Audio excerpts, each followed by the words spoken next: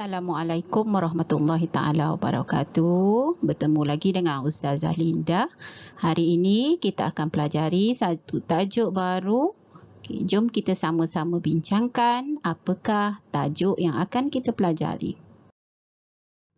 Anak-anak sekalian, tajuk yang akan kita pelajari hari ini adalah buku teks muka surat 113 bidang fiqh, istinja suatu tuntutan. Istinja satu tuntutan. Kalau berdasarkan doa yang ada tertera di slide ini, Allahumma inni a'udzubika minal khubuthi wal khaba'is. Itulah doa yang biasa kita baca tatkala kita masuk ke tandas untuk beristinja. Untuk tajuk istinja ini kita akan bincang yang pertama dari segi erti, yang kedua dari segi hukum, yang ketiga dalil tentang istinja, dan yang keempat alat-alat istinja, serta yang terakhir bahan haram yang digunakan, bahan-bahan yang haram kita gunakan untuk kita beristinja.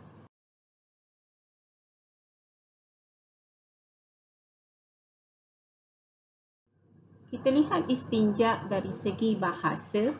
Istinja dari segi bahasa selamat daripada penyakit. Selamat daripada penyakit. Manakala dari segi istilah, istinja bermaksud perbuatan menghilangkan najis. Perbuatan menghilangkan najis yang keluar daripada kubul atau dubur.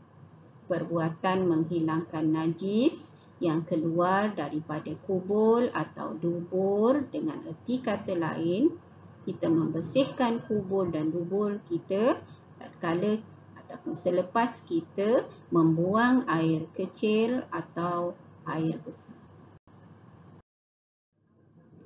Yang kedua, kita akan membincangkan tentang hukum beristinja. Hukum beristinja adalah wajib. Hukum beristinja adalah wajib.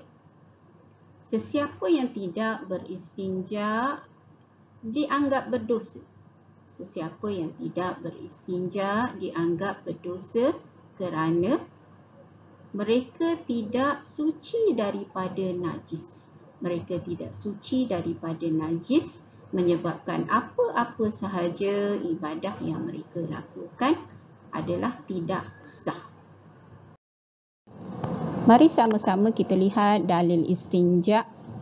Surah At-Taubah ayat 108, terjemahannya, dan Allah Subhanahu wa taala menyukai orang-orang yang bersih.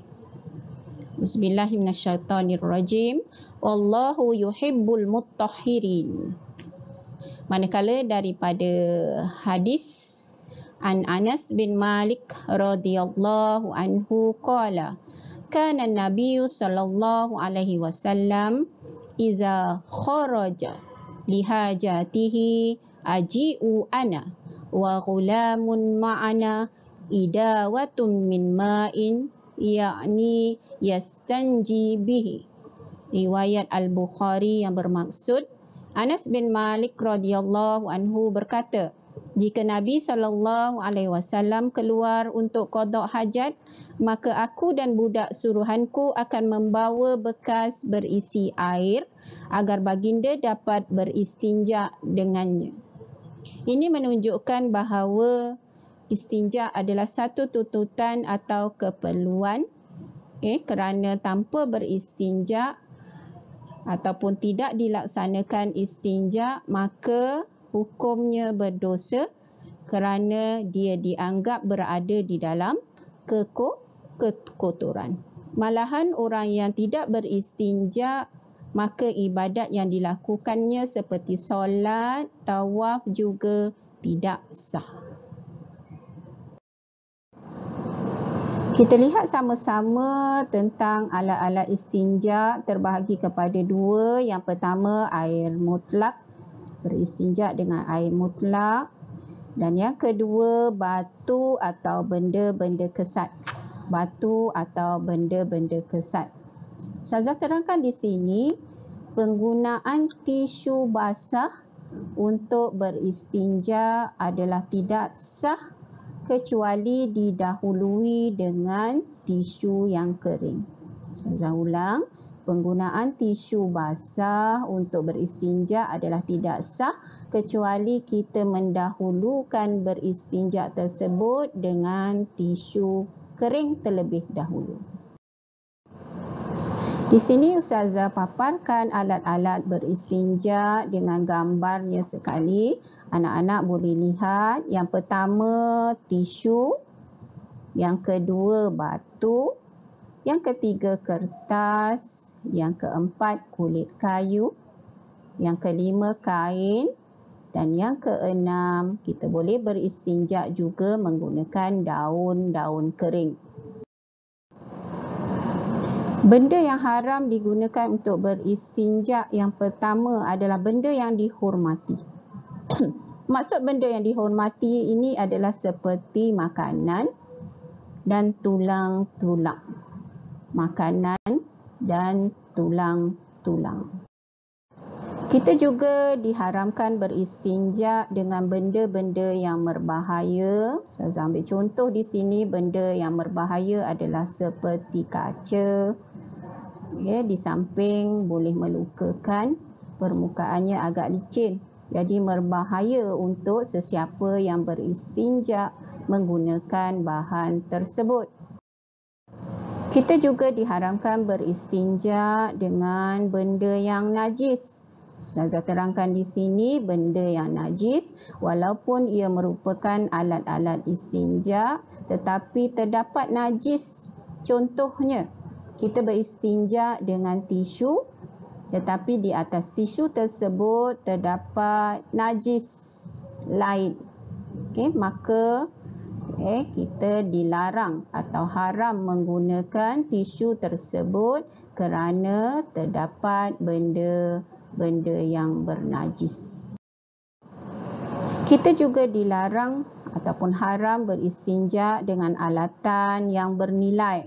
Contoh alatan yang bernilai adalah emas, perak dan sutera. Saya ambil contoh di sini kain. Kain antara bahan yang boleh digunakan untuk beristinja, tetapi andai kata kain yang digunakan itu contohnya kain sutera, maka kain tersebut menjadi bahan yang haram untuk kita gunakan untuk beristinja. Bahan yang seterusnya adalah kertas ataupun bahan yang tertulis ayat Al-Quran di atasnya. Walaupun kita tahu kertas antara bahan yang boleh digunakan untuk beristinja, tetapi sekiranya kertas tersebut tertulis ayat-ayat Al-Quran, maka ia tergolong dalam bahan yang haram kita gunakan untuk beristinja. Sekian dulu perkongsian Ustazah untuk alat-alat beristinja. Moga beroleh manfaat di atas usaha kecil Ustazah ini. Ustazah doakan semoga anak-anak murid Ustazah berjaya dunia dan akhirat. Wabillahi taufiq wal hidayah. Wassalamualaikum warahmatullahi wabarakatuh.